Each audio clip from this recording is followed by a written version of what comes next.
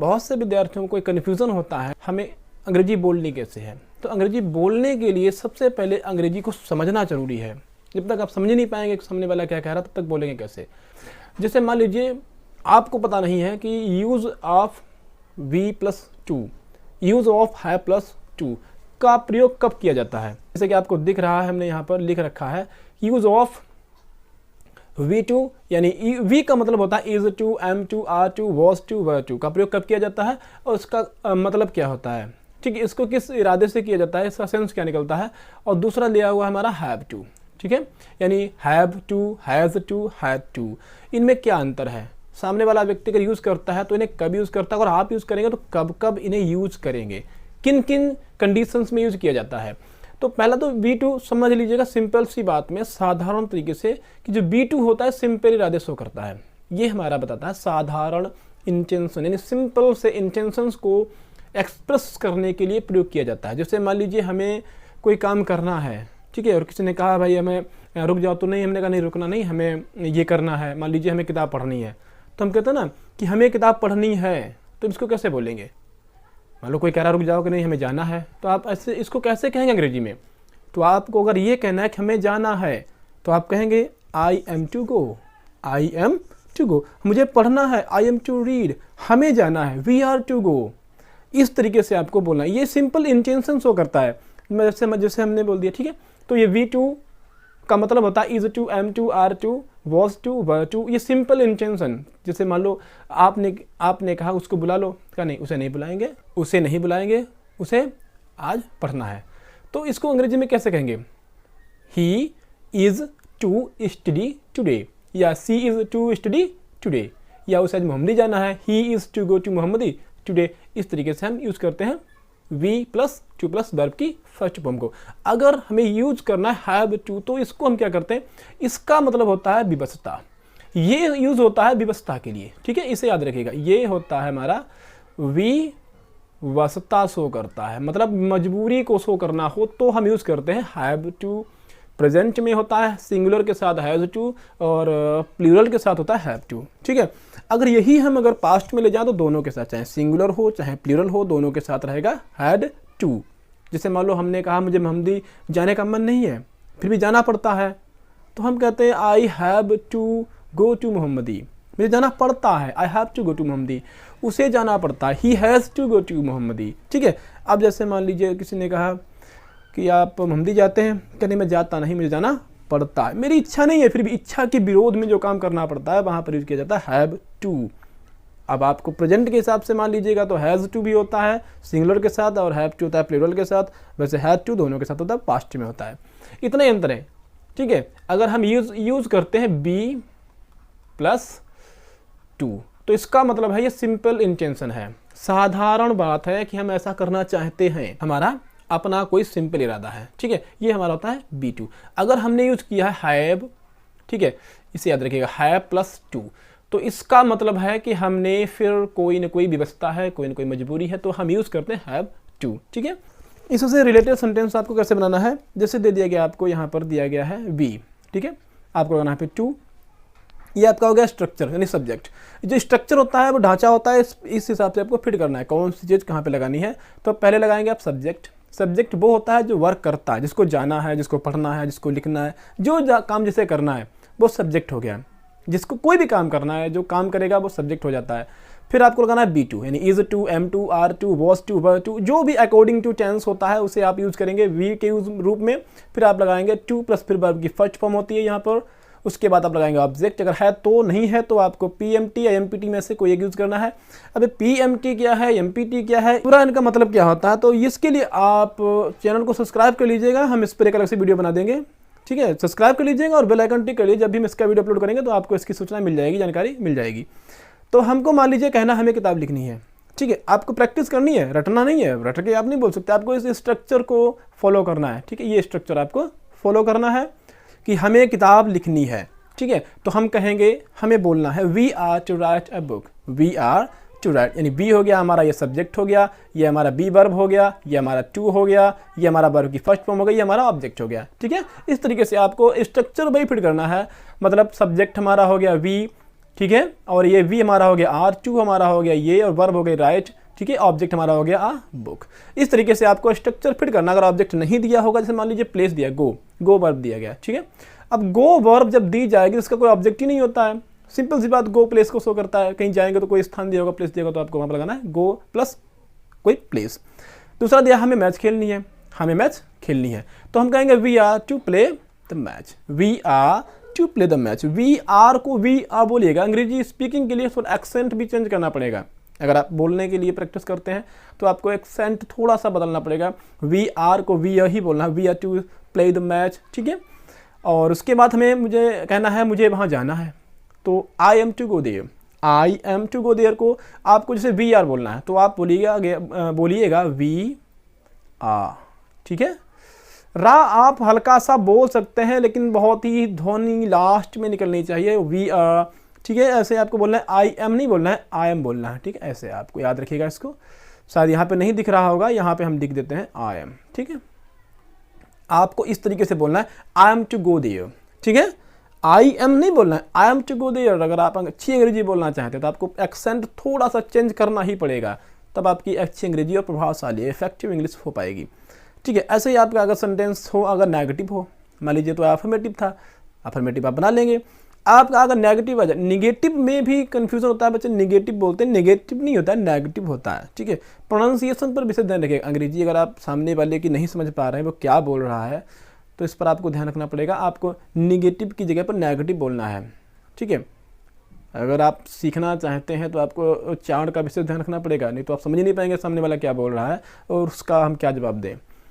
तो ये आपका हो जाएगा यहाँ पर नेगेटिव अगर है आपका, तो सबसे पहले आप लगाएंगे सब्जेक्ट, जैसे कि हम लगाते आए हैं, फिर आप लगाएंगे वी, फिर नॉट, फिर टू, फिर वर्ब की फर्स्ट फॉर्म आगे सेम रहेगा, बस V plus not plus to होता है। वी और टू के बीच में नॉट आपको यूज करना है। जैसे श्याम को आज जयपुर नहीं जाना है, हमने बोलना है श्याम को आज जयपुर नहीं जाना है, तो हमने श्याम, ये सब्जेक्ट हो गया, is not to go to Jaipur, ठीक है। ये हमारा हो गया है बी वर्ब, नॉट हो गया हमारा यहाँ पर नॉट, फिर बी आ गया हमारा, टू आ गया हमारा, फिर वर्ब गो हो गया, फिर ऑब्जेक्ट इसमें गो का होता नहीं तो हमारा हो जाएगा प्लेस, नहीं जयपुर दिया तो ये प्लेस दिया, नहीं प्लेस हमारा हो गया यहाँ पर जयपुर। इस तरीके से आपको इन्हें बनाना है। अगर आपको छोटा सेंटेंस ये थोड़ा सा कठिन लग रहा हो शुरुआत में, क्योंकि शुरुआत में थोड़े सेंटेंस कठिन लगते हैं, तो आप छोटा सा देख लीजिए कोई सेंटेंस बना करके, जैसे मुझे वहाँ नहीं जाना है, मुझे वहाँ नहीं जाना है, तो I am not to go there, मुझे किताब नहीं पढ़नी है। I am not to read, I am not, ठीक है, I am not to read the book, I am not to read the book, उसे नहीं आना है, he is not to come, he is not to come. ऐसे ही आपको बोलना है तुम्हारे भाई को स्कूल नहीं जाना है, ठीक है, तो your brother is not to go to school, your brother is not to go to school. वैसे राम को आज यहाँ नहीं पहुँचना है, तो आप बोलेंगे, आपको बोलना है Ram is not to go there, ठीक है, Ram is not to reach here today, ठीक है, यहाँ नहीं पहुँचना है। अब अगर आपका सेंटेंस इंटरोगेटिव हो, अगर सेंटेंस आपका इंटरोगेटिव है, इंटरोगेटिव में टू टाइप्स होते हैं, पहला होता है फर्स्ट टाइप यानी यस या नो टाइप, क्वेश्चन टाइप होता है, और एक होता है क्वेश्चन वर्ड वाला, जिसमें क्या, कब, कहाँ, कैसे वाक्य के बीच में आता है। तो दोनों ही प्रकार के दिए होते हैं, दोनों ही प्रकार के वाक्यों के स्ट्रक्चर्स दिए हैं। पहला हमारा हो गया ये, जिसमें क्या पहले दिया होता है, इनको हम यस या नो टाइप क्वेश्चन बोलते हैं। दूसरा हमारा दिया गया है क्वेश्चन वर्ड, जिसमें पूरा उत्तर देना पड़ता है। कुछ क्वेश्चन देखिए, जो जिन प्रश्नों का उत्तर हम यस या नो में दे दें, यानी हाँ या ना में जवाब दे सकते हैं, वो यस या नो टाइप होते हैं, ठीक है, उनको हम पहले क्या लगा के बोलते हैं। दूसरा हमारा होता है जिसमें क्वेश्चन वर्ड होता है, बीच में उनका उत्तर हमें पूरा बोलना पड़ता है, वो हमारे क्वेश्चन टाइप, सेकंड टाइप के होते हैं। तो अगर पहले दिया है क्या आपको, तो पहले आपको यूज़ करना है बी वर्ब, सिंपल सी बात, पहले आपको बी यूज़ करना है, उसके बाद सब्जेक्ट, फिर टू, यानी वर्ब से पहले आपको टू लगाना है, ठीक है। अब टू लगता क्यों है भी हम बताएंगे भी आपको। अब आपका हो गया, जैसे मान लीजिए पहला स्ट्रक्चर, जैसे क्या आज उसे यहाँ पहुँचना है, तो आप लगाएं is he to reach here today, यानी इसमें पहले आएगा आपका हेल्पिंग वर्ब, यानी पहले आएगा बी वर्ब, ठीक है, फिर आएगा सब्जेक्ट, फिर आपका आएगा टू, फिर आपकी आएगी वर्ब, फिर ये आपका हो जाएगा प्लेस, यानी जो बचा हुआ है उसे, ठीक है। इस तरीके से आपको बनाने हैं। अगर क्या पहले दिया, जैसे मान लीजिए क्या हमें पढ़ना है, तो हम बोलेंगे आर वी टू रीड।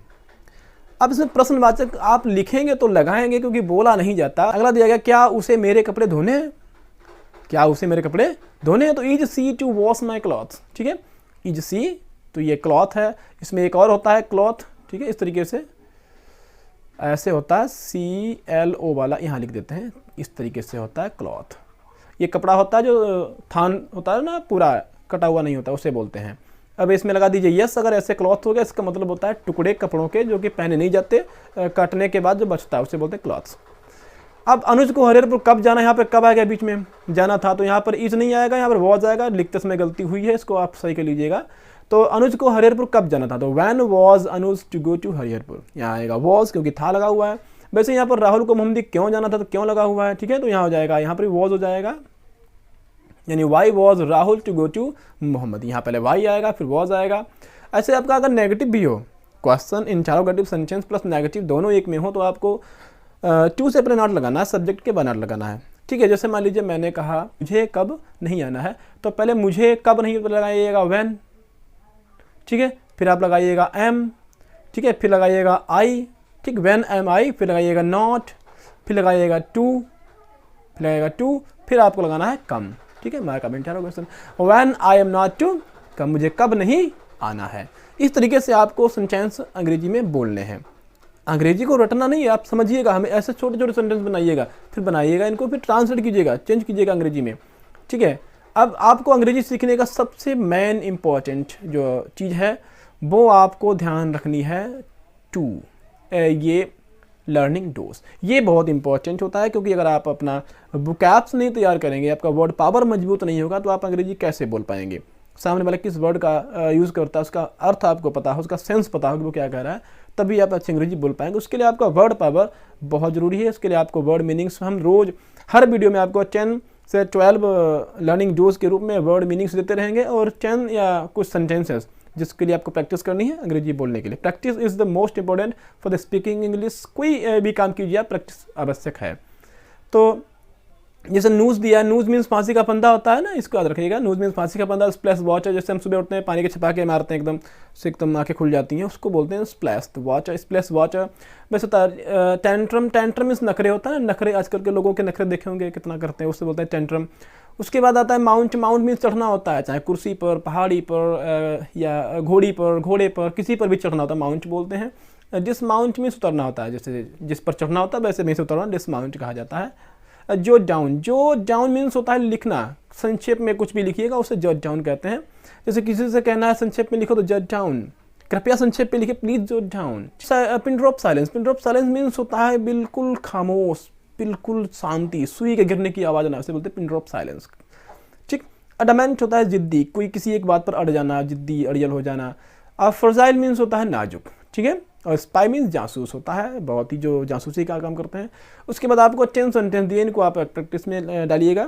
आप अगर इनको 10 सेंटेंस की प्रैक्टिस कर लेते हो तो ऐसा सेंटेंस बनाना सीख जाएंगे। अंग्रेजी बोलने के लिए आपको प्रैक्टिस बहुत ज़रूरी है, क्योंकि दुनिया का कोई भी इंस्टीट्यूट, हमारा यूट्यूब चैनल छोड़ दीजिए, दुनिया का कोई भी इंस्टीट्यूट आपको रटा करके अंग्रेजी नहीं सिखा सकता। क्या 10 सेंटेंस रट लीजिए, 1000 रट लीजिए, 2000 रट लीजिए, आप रट के बोलने लगेंगे, ये संभव नहीं है। इसके लिए आपको प्रैक्टिस ही करनी पड़ेगी। या प्रैक्टिस के लिए सबसे ज़्यादा इंपॉर्टेंट है, आपको मटेरियल चाहिए पड़ेगा कि किस प्रैक्टिस किससे करें। तो उसके लिए आप हमारा चैनल सब्सक्राइब कर लीजिए, हम आपको PDF भी दे देंगे, और प्रैक्टिस के लिए 10 से 12 सेंटेंसेस भी देंगे, लर्निंग डोज भी देंगे, प्लस स्ट्रक्चर्स भी देंगे कि आपको सेंटेंस किस तरीके से बोलना है, ठीक है, कौन सा सेंटेंस कैसे बोलना है, उसका स्ट्रक्चर्स क्या होगा, सारी की सारी जानकारी आपको इस यूट्यूब चैनल से मिलती रहेगी, अगर आप सब्सक्राइब कर लेते हैं तो। अगर वीडियो अच्छा लगा हो तो चैनल सब्सक्राइब कर दीजिएगा, ताकि अगला वीडियो आपको समय से मिल जाए और हम लोग भी यहाँ से मोटिवेट होते रहें अगली वीडियो बनाने के लिए।